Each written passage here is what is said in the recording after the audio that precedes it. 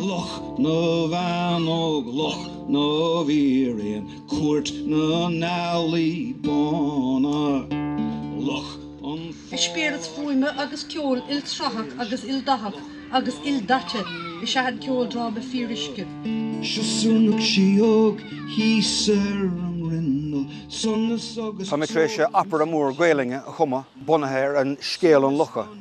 Agus cén fágur íana sé seo, just bhaile neadar dúchláin agus bhfuil go bhí an spéise gom sa scéal atá bhógar a san hail ag Thomas Crofton Croker a fáil siach gá chéad bliana hin, Fairy Legends and Traditions of the South of Ireland, Fíoruisce, The Legend of the Loch, agus is scéal sa Victoriach, sa Sasanach, you know, a bhfuin le na síoga an Locha, so tá méid déanamh ághailú sin.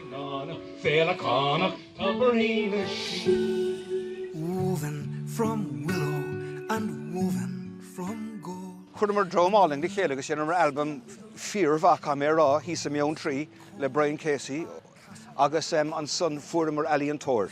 Megan Clancy ó bheann trí ar is.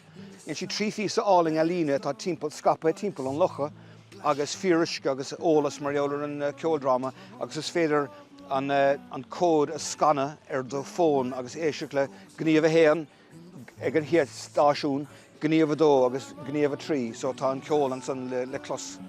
Agus inniu bheith bhruacha an Locha tá míad á sheola. Dídúisle is mór an honor dansa a bheith seanmh. Dr. Bacali de gachsaise la vroog. Ibertus focal, gurti o dradasú litterhe, rehebi an veledis, tishi agus céad blúd a scéalaíochta agus gadóras, cobas fillete John Spillane féin. So duine bhfuil scíal féiníochta cloistecha chun sé íomháin a snámh timpealla de cheann go nádúrtha agus nar éistan tú leis an cearnín seo. Tá na híomhána a snámh timpealla de cheann is rud anna speisialta chlos ní léon rud díonta mar seo riamh hana. Tá sé go húntaach.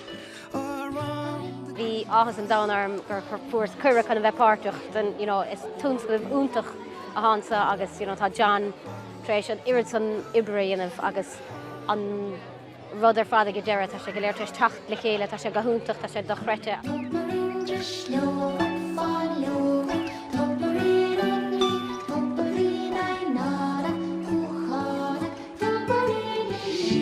Ramago.